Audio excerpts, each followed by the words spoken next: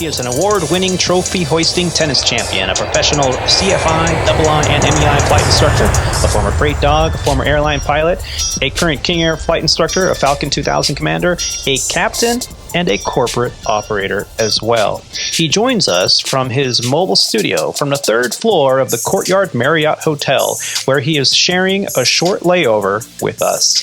From somewhere in Palm Beach, Florida, please help me in welcoming back to the show, Captain Roger. Captain, how you doing? What day is it, Tony? Where am I? What time is it? I have no idea. Me? Well, that makes two of us. That's about sums up how I'm doing. How are you? I'm doing pretty good, man. You've been busy. I've been ridiculously busy. I think that, well, since our last show, you've been flying nonstop with just minimal days off in between, right? Yeah, and when you're talking about minimal days off in a Part 91 operation, there is no minimum days off. It's been extremely busy for the past, month. Just a few days off here and there, but out and back, flying out, plane, staying behind, airlining back, picking up another airplane. It's been a continuous onslaught. Yeah, well, that's good, right? There are definitely good elements to that, and there are bad elements of that. I'm starting to forget where I live or what my kids look like, and like I say, I definitely have no idea what day it is. Yeah, and thank goodness, I wear my watch, and my watch will always tell me what day it is because I genuinely I've lost track. Yeah. Well, that's funny you say that because I can remember from the beginning of this career that the days do run together sometimes, and especially because we don't have for the most part, a 9-to-5 job where you go in certain days of the week and you get up around the same time. You're Monday through Friday. There's nothing that can distinguish one day from the next. Yeah. Or 1 week from the next. And that's probably one of the hardest challenges in this aviation profession is that you have to really get good with working a different clock than most people. Having this challenge of the wackle, the window of circadian low, it's almost like a constant jet lag. I think most pilots and flight attendants alike, with the schedules, at least at the airline side of things, they get used to it really quick. That one day they're waking up at a certain time, the next day they're going to bed at that certain time that they were waking up the day before, and it really does have a toll on the human body. And getting kind of acclimated to that schedule is one of the hardest challenges, I think, once you're a professional pilot on the line. And regardless if you're flying for a private owner or a charter or cargo or what it is, you're always going to have these challenges because flying on a schedule or on demand, you're going to be flying in multiple time zones around the country, maybe even around the world. And that is a tough thing to get used to. And like you said, it definitely does take its toll. I think for both of us, we're somewhat fortunate in the fact that we me more than you, but fly on the quote unquote front side of the clock. But that backside of the clock flying, for our cargo friends out there, who a lot of us aspire to, specifically at the two big cargo carriers. But there are some pretty sobering statistics on how that does affect you over the course of a lifetime of flying on the backside of the clock. We say we get used to it. I would say that I've gotten used to it, but our biology might tell a different story, towards the end of a career, unfortunately. Yeah, I can remember in training when I was going through flight training and sitting there with a handful or dozens of my peers around the same level in terms of flying that I had. And we would always have these discussions about what we wanted to do, what we aspired to, what kind of operation that we aspired to fly. And a lot of people say, oh man, cargo all the way. And a lot of the arguments were usually surrounded around, well, when you retire, you're going to have a life expectancy of like 5 years post-retirement. That's it. That's all, because you're constantly flying in the dark on the backside of the clock, and the human body is just not meant for that. Versus a pilot that, say, has some seniority and gets to fly a more 9 to 5 front side of the clock, daytime, weekends off schedule, that they'll have a much longer lifespan. And as you mentioned, statistically, those were always numbers that were being thrown at us. And, I'd like to see some more research on that, because it kind of swayed my decision when I was just a aspiring pilot in my training phase of my career. Did that affect you, Roger, in terms of making a decision? I don't think it really affected me that much. However, it's also a little, my career path, as we've talked about many times before, has been a little bit different. Mine has been a lot more jagged than yours. And so I'm kind of, in a lot of ways, always been looking to, okay, how can I make this better? Because I've jumped around a lot more, and the FedEx or the UPS of the world, that looks really good to somebody who's been furloughed, or that's 40 or 50 years in the future. Like, why worry about that now? Yeah. And so I think that it kind of just depends on your career path. Also, I did know a guy. Actually, I've known several guys, but one of them specifically from FedEx did quote me about that same number. He flat out said, the average amount of time that we pay out retirement benefits is 7 years. And there's only one reason that stops, unfortunately, because time does catch up. Yeah. Even when you're flying around at the speeds that we do. Yeah. And I think there is truth to the fact that when you're flying the backside of the clock, it does have effect on the biology of a pilot. But at the same time, I also truly believe that as we age, it gets harder and harder to keep moving. And when you stop moving, you die. And that has been my philosophy for the longest time. I've seen my grandparents go through a decline in their lives, where as they got older, they found their mobility to be more of a struggle. And as that became more of a struggle, as did their health. Everything else. So I truly believe that, if you keep moving, you'll be okay. To the most part, or for the most part, I should say. And maybe that's why I never sit still. Well, and that's part of, well, that's another discussion altogether. But for the normal people of us out there, what you were just talking about is definitely something that I think that aviators across the entire spectrum, need to be aware of, that we sit for long periods of a time. Yeah. We sit. Our job consists of sitting and really not moving. Not really getting up. For people who are flying long haul stuff, you might sit for 5 to 15 hours straight. And the diet that we also, we've touched on that on this show before also, but you couple a sedentary lifestyle forced on you by a job with the much fewer options from a dietary standpoint, which are not always the most healthy, just because of where we are able to get food. Right. And, you've got a little bit of an uphill battle in order to keep yourself healthy. That's for sure. What did we call a pilot food when we were in the flight center? It was Ritz crackers and cheese crackers. It's like, well, that's pilot food. Anything out of the vending machine. Yep. Anything out of a vending machine that's then packaged and chock full of stuff. Preservatives and nitrites and all the good stuff that really sticks to your gut. It mummifies your body. Preserves it really well. That's right. Well, it reminds me of that hamburger. Remember that was a few months ago, that person found that maybe 6 months ago, some person found a McDonald's hamburger or something that they had lost it for like 12 years.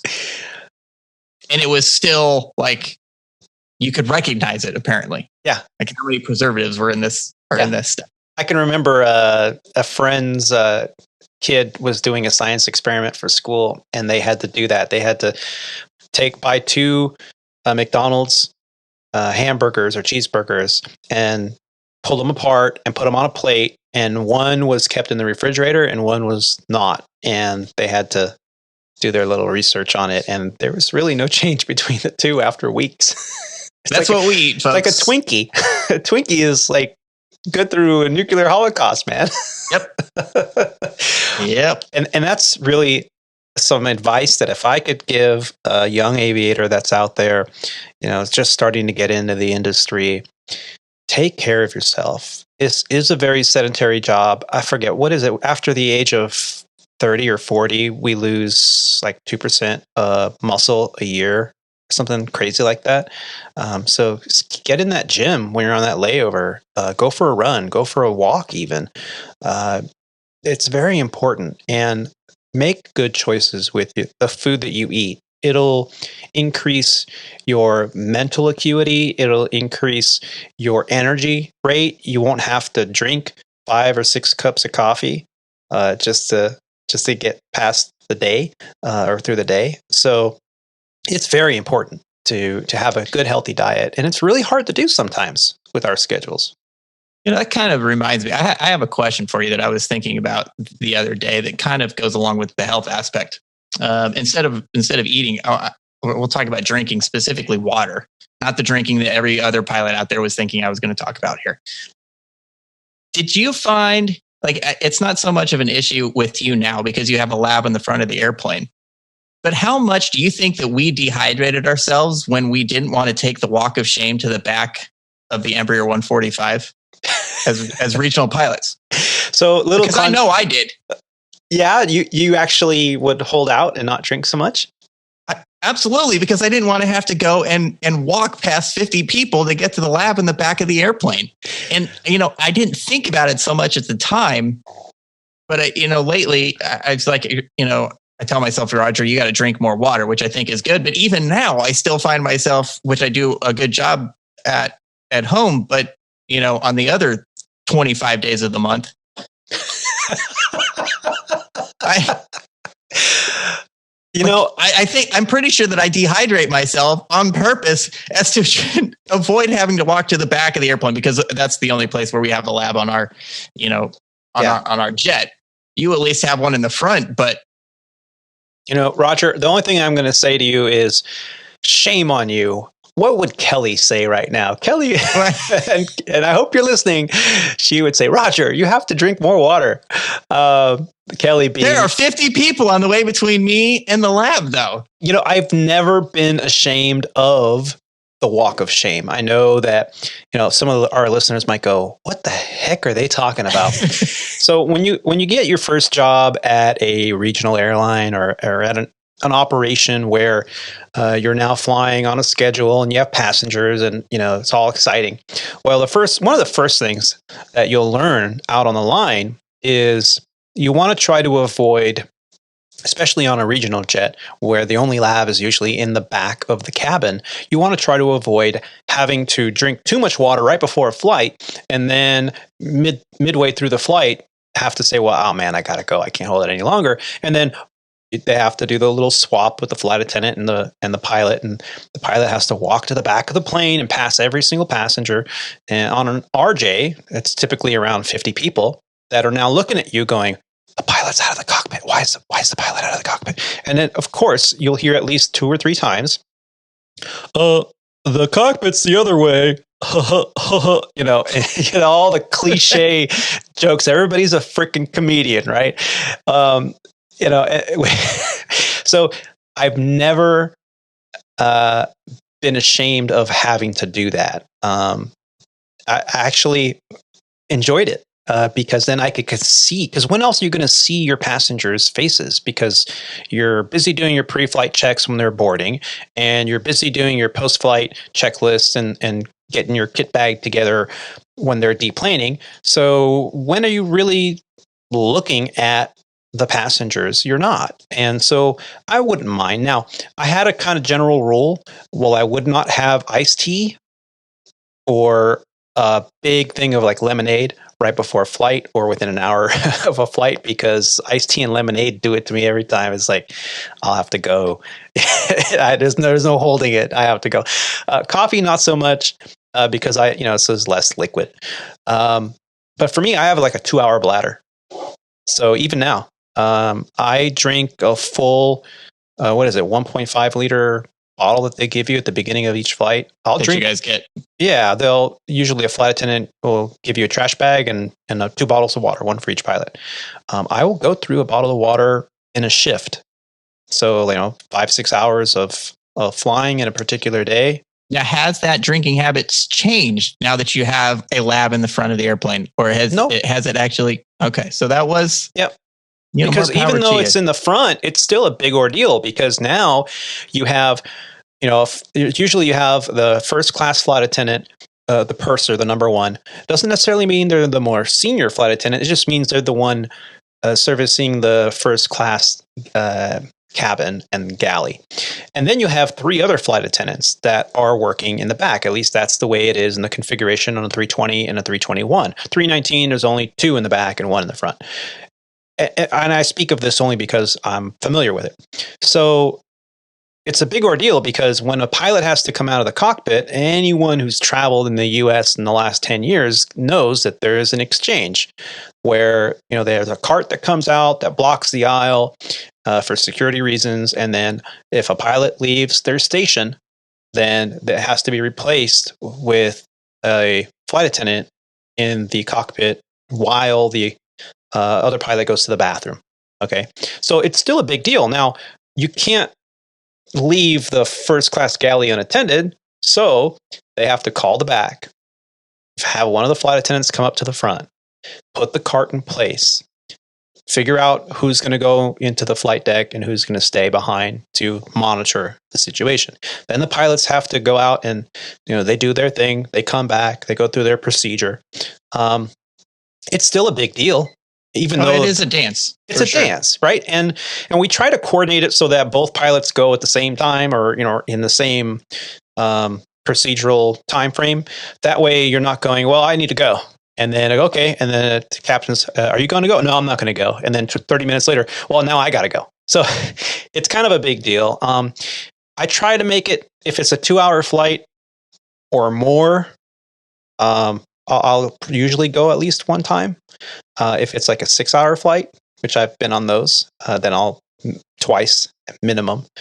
So like I said, about a 2-hour bladder. And the only reason for that is that I'm pretty good about drinking properly, hydrating. Yeah, water. Now I was concerned about a year ago, because I thought that maybe something might have been wrong, because I go almost every 2 hours, and a lot of the other pilots that I've flown with, they can hold it for 4 or 5 or 6-hour flight and not go. And I'm thinking, wow, that's pretty cool. Do I have a problem? Should I go get checked out? A lot of these pilots, it's because the rest of us are dehydrating ourselves. Exactly. Well, kidney stones and urinary stones are very painful. Let me tell you, they're very painful. I've not personally gone through that because I always stay well hydrated. But, I was telling my doctor, and my doctor goes, well, how much water do you drink in a day? And I kind of thought about it, and I said, well, I get my orange juice in the morning and my coffee. And I went through the whole thing.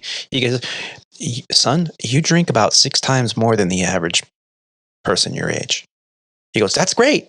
He goes, maybe cut back on the coffee but keep up with the water. He goes, but if people that don't urinate as often as you, it's because they're not drinking enough water. They're not drinking enough fluids. So it's okay.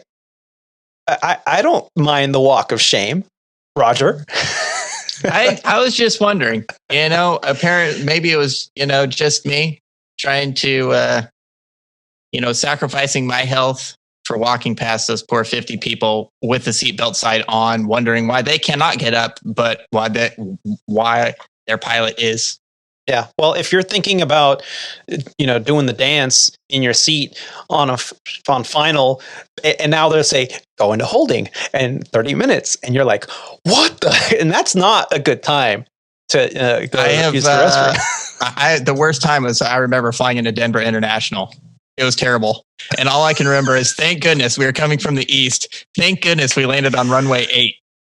Oh, or sorry. No, 26. Sorry, runway 2 was it 26? 26, yeah. Coming from the east, and we got runway 26, and we landed straight in. It was it was terrible. I still remember it, where we were. Anyway, welcome to the Squawk Ident Podcast, ladies and gentlemen. Hear about Captain Tony and his guests talking about their urinary habits. You know, everyone has a story to tell in this regard. And you just reminded me, when I was flying at Pan Am Flight Academy, getting my training underway, after my instrument rating, I had to build time to have enough time under my belt for commercial. So what they did was, the program was a Part 141 program. They would have pilots either very early in the morning or kind of late at night do an out and back from the Phoenix area to some point in California and back to build time. And they had the pilots with a safety pilot under the hood. So one pilot would be flying under the hood so that they could log instrument training or instrument flight. And the safety pilot would be there and logging PIC, multi-engine. So pretty cool way to build time, and perfectly legal way to do it for the school. Well, I can remember one day we were going to Camarillo, California, from Deer Valley to Camarillo, California. It's a relatively long flight. And I didn't really think much of it, but I had a Gatorade with me.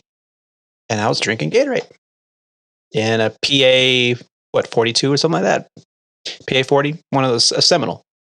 And here I am, and somewhere around the border, I had to go, but I didn't want to have to divert. We were under instrument flight following and instrument flight rules. I wanted to be able to log the time and not have to call ATC and say, yeah, we're going to change our flight plan. So now the border, everybody, is at best halfway between Phoenix and Camarillo. At best. At best. And to carry on with the story. And so by the time we got to the airspace, we call the control tower, my co-pilot is cracking up laughing. He's in hysterics laughing at me. And he's like, just go in the bottle, man. Just go in the bottle. And I was like, oh, I can hold it. I could hold it. I was stubborn, So we came in. I must have landed well above the approach speed. We used up the runway. I told him, we're going to taxi. We need immediate to the FBO.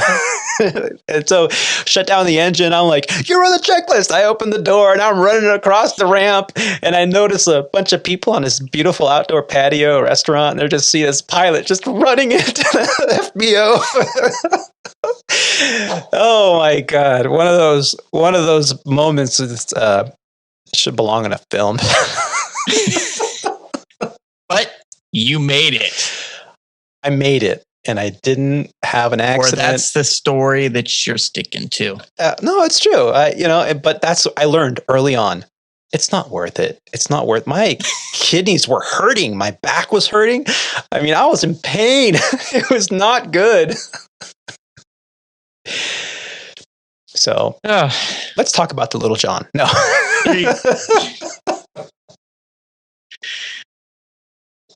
Wow. These are stories from the flight line, ladies and gentlemen. Stories from the flight line. What it's like to be a pilot. You have to cover the pros and the cons. Yeah. Yeah, you really do. I mean, and if that gets one pilot out there, that story to, make sure they hydrate, but also, if you need a break, take a break. Take the walk of shame. Don't be ashamed of that. I mean, what other opportunity are you going to get a chance to walk past the passengers and hear these corny one-liners? Shouldn't you be in the front? Hey, it's all good.